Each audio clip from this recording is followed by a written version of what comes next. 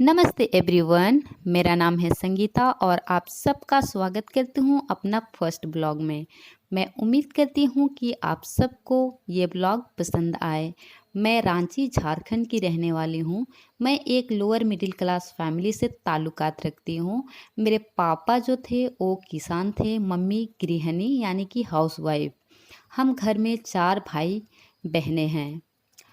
मेरे पापा किसान होने के बावजूद भी खेतों के कामकाज में हिस्सा नहीं लेते थे, कम ही हिस्सा लेते थे। इसीलिए मम्मी को जितने भी कामकाज है घर की, खेत की, सारे अपने कंधे पे उठाने पड़े, क्योंकि हम 4 भाई बहन हैं, उन्हें पालना भी है मम्मी को।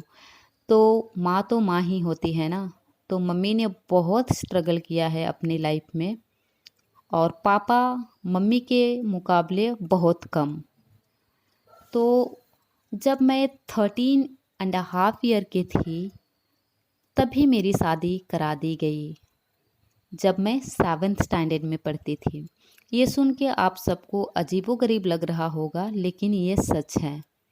और शादी के 2 साल बाद जब मैं 15 यानी कि 15 साल की हुई, तो मैंने भी अपनी बेटी को जन्म दिया, जिसका नाम मैं और मेरे हस्बैंड ने बहुत प्यार से हर्षिता रखा, जिसका मतलब होता है हैप्पीनेस, जॉय, काम। तो 15 साल की उम्र में मैंने माँ बन गई थी। और झारखंड में 15 से 20 साल पहले ऐसे ही लड़कियों को जल्दी शादी करा दिया जाता था लड़कों के मुकाबले। और शादी के बाद लड़की को अपने ससुराल में ही रहना पड़ता था, चाहे कितनी भी मुश्किल हो, चाहे कैसे भी सिचुएशन का सामना करना पड़े, उसे वो सब करना पड़ता था। लेकिन ये सब में मैं थोड़ा सा लकी रही। मेरे माँ बाप ने ये भी नहीं सोचा होगा कि शादी के बाद मेरी क्या हालत होगी। मेरे माँ बाप ने तो क्या, किसी के माँ बाप ने नहीं सोचते हैं। लेकिन जिस इंसान से मेरी शादी हुई, वो इंसान मेरे लिए अच्छा रहा। अगर मेरे पति के जगह पे कोई और दूसरा होते थे तो शायद इस दुनिया में मैं होती भी नहीं थी होगी। तो लेकिन फिर भी मैंने बहुत सारी मुश्किलों का सामना करना पड़ा मुझे। आप सोच सकते हो 15 साल की उम्र में माँ बनना, और माँ बनने के बाद एक माँ का रोल क्या होता है। और इतनी अच्छी भी नहीं थी हमारी परिस्थिति कि मैं एक अच्छी लाइफ की भागीदारी बनूं। मैंने जब मेरी बेटी 15 साल मतलब 5 साल की हुई, तो मैंने मेरी बेटी को छोड़ के जॉब पे जाने का निर्णय ले लिया। और मेरा पति बखूबी इसमें साथ दिया मेरा, क्योंकि हम फाइनेंशियली इतना स्टेबल नहीं थे, मतलब इतना स्ट्रॉन्ग नहीं थे। तो मेरे पति ने भी बोला ठीक है। मेरी बच्ची को अकेले घर में छोड़ के मैं जॉब पे जा रही थी और रात को आ रही थी। किसी और के हाथों में मैं उनको जिम्मा दे के जा रही थी। कभी प्ले स्कूल हो गया, या फिर हमारे आस पड़ोस के लोग हो गए हैं। तो ऐसे ऐसे करके मैंने अपनी ज़िंदगी में आगे बढ़ी हूँ। और मेरे हस्बैंड कभी भी मुझे कुछ भी करने से मना नहीं किया, चाहे वो मेरी पढ़ाई हो या फिर मैंने लाइफ में जो कुछ भी करना चाहा, उन्होंने पूरा पूरा मेरा साथ दिया। तो इस बात की मैं शुक्रिया अदा करती हूँ कि कम से कम जीवन साथी तो एक अच्छा मिला। पैसे तो लाइफ में कभी भी आएंगे, कभी भी जाएंगे। एक इंसान अच्छा आना आपके लाइफ में, यही बहुत बड़ी बात होती है। अगर अच्छा इंसान आ गया आपका लाइफ में, तो आप गरीब से भी अमीर बन सकते हो। लेकिन अगर आपके जीवन में एक अमीर इंसान आया, तो आप अमीर से भी गरीब ही हो जाओगे। तो ऐसी ऐसी मैंने ज़िंदगी में मुश्किलें देखी है कि मैं आप सब से आगे भी बताऊंगी मेरी लाइफ में क्या क्या हुआ, क्या क्या कैसे कैसे मैंने आगे बढ़ा।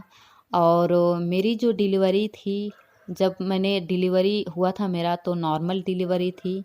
तो बाप रे, वो डिलीवरी का दर्द अभी भी याद करके मेरी रूह कांपती है। तो बहुत सारी मुश्किलों का सामना करना पड़ा गाइस मुझे। और जब मैं आई थी वहाँ से, तो मुझे कुछ नहीं आ रहा था, कुछ से कुछ नहीं।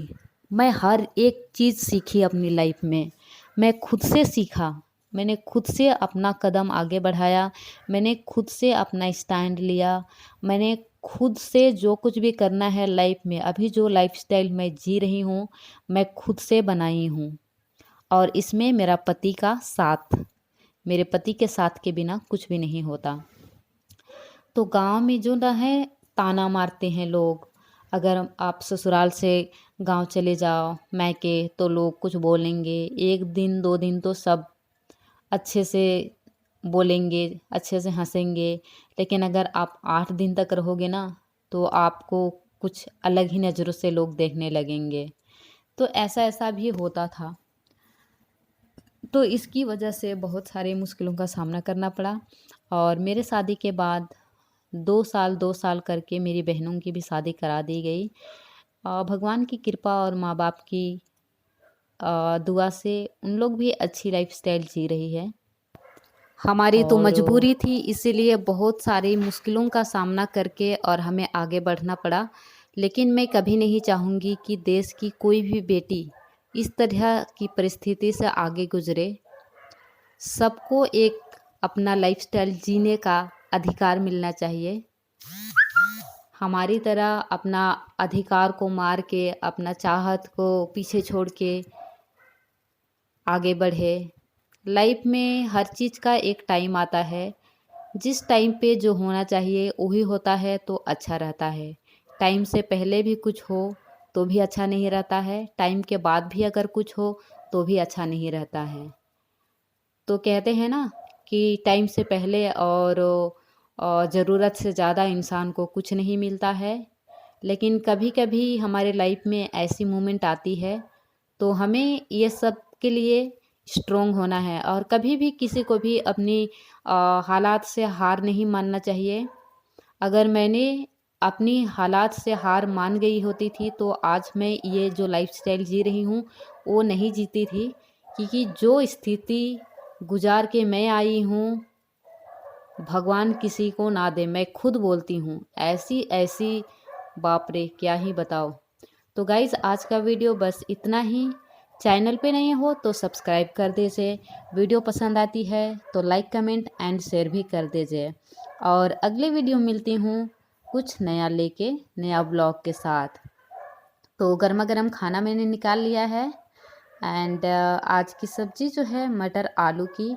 आप सब से बातें करके बहुत अच्छी लगी और मैं इसी तरह से आप सब से बातें करती रहूँगी आगे भी। तो मैं अभी इस ब्लॉग को यहीं पे एंड करती हूँ। बाय बाय, ख़याल रखिए।